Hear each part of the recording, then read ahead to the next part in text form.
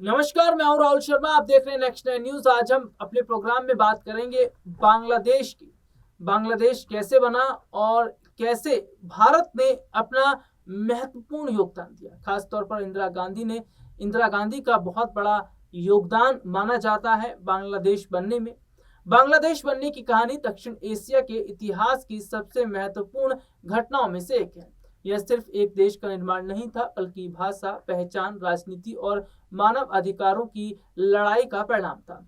वर्ष 1947 में भारत पाकिस्तान के विभाजन के बाद पूर्वी पाकिस्तान, आज का बांग्लादेश, भाषा, संस्कृति और आर्थिक शोषण के कारण पश्चिमी पाकिस्तान से अलगाव महसूस करने लगा।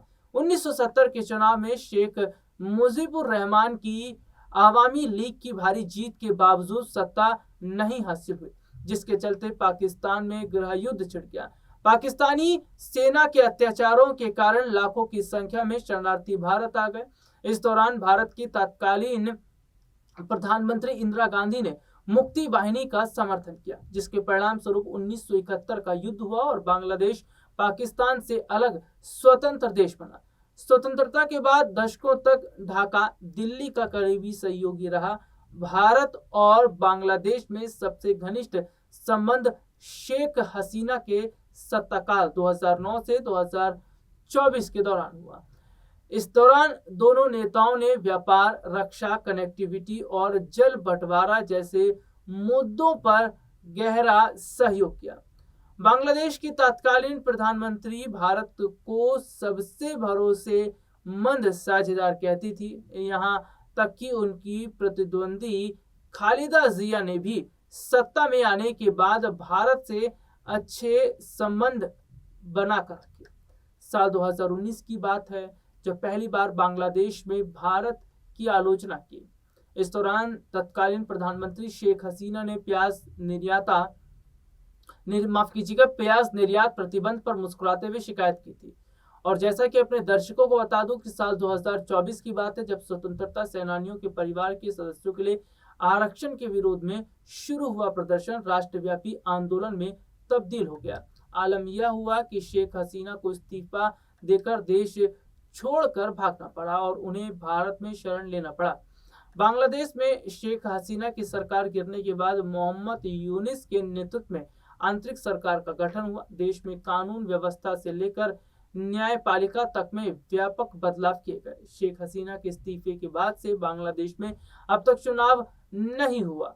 हालांकि अपने दर्शकों को बता दें कि उनके इस्तीफे के बाद में चुनाव होता है और चुनाव के बाद में बंगाल में नई सरकार का गठन होता है। वहां पर नए प्रधानमंत्री बनाए जाते हैं। हालांकि जिस तरीके से यहाँ पर अगर मैं बात करूँ कि बांग्लादेश में बीते काफी समय से देखने को मिल रहा था, हिंसा जैसी खबरें आ रही थी और जिस तरीके से हिंसा भड़क भी रही थी और हिंदू मुसलमान जैसे दंगे हो रहे थे, इसकी वजह से बांग्लादेश को काफी ज्यादा जो है वो घेरा जा रहा था और ये भी कहा जा रहा था कि इस तरीके की हालात नहीं होने चाहिए, ये रुकने चाहिए।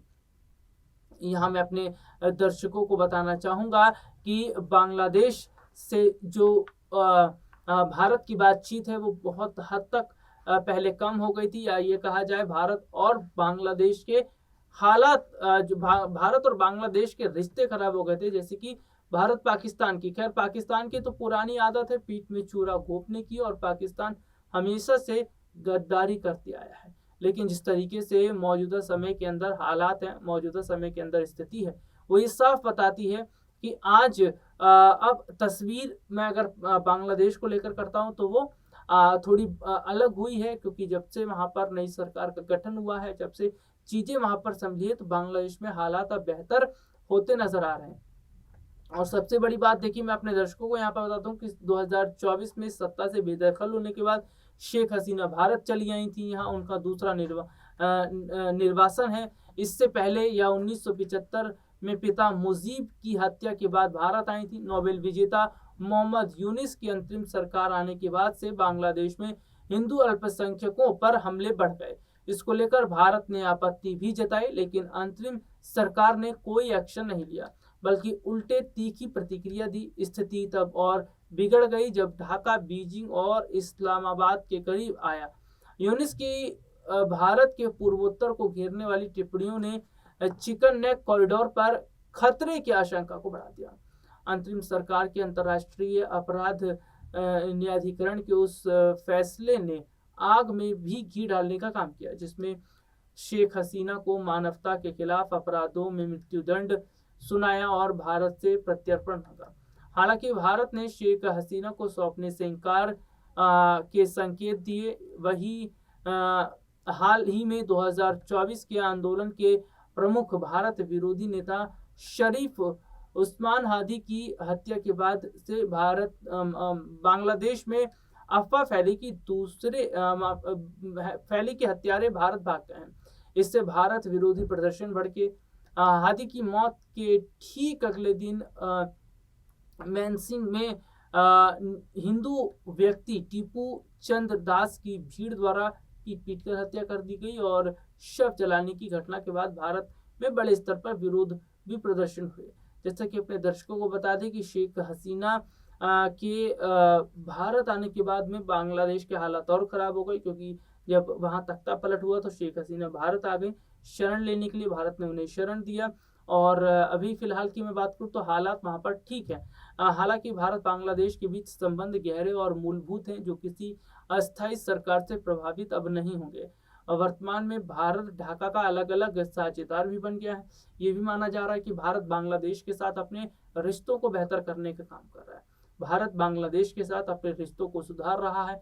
भारत जो है वो बांग्लादेश के साथ में एक नए तरीके के जो समझौते हैं उसको कर रहा है, क्योंकि देखने को मिला ही था कि बांग्लादेश में किस तरीके से हिंदुओं पर जुल्म हुआ, अत्याचार हुआ, हिंदुओं पर जिस तरीके से कहर बरपाए गए, तमाम चीजें हमने देखी बांग्लादेश के अंदर। और जिसके बाद में वहां पर नारा जो है वो लगाया जाने लगा, हिंदू एकजुट हो गए और उसके बाद में फिर वहां पर बहुत हद तक जो हालात हैं वो खराब हुए। लेकिन अब माना जा रहा है कि जो नई सरकार आई है वो बेहतर काम करेगी, लोकतंत्र के तरीके से काम करेगी, सबको समान लेकर चलेगी। और भारत की भी यही कोशिश है कि बांग्लादेश के साथ रिश्तों को बेहतर किया जाए। भारत से जो लोग बांग्लादेश में रह रहे हैं कामकाज के लिहाज से उनको कोई परेशानी ना हो, दिक्कत ना हो, इसके लिए भी मैनेजमेंट किया जाए। ये तमाम चीजें जो है मैं अपने दर्शकों को बता दूं इस वक्त देखती नजर आ रही है। और ये बहुत बड़े हद तक माना जा रहा है, ये बहुत बड़े हद तक देखा भी जा रहा है कि स्थिति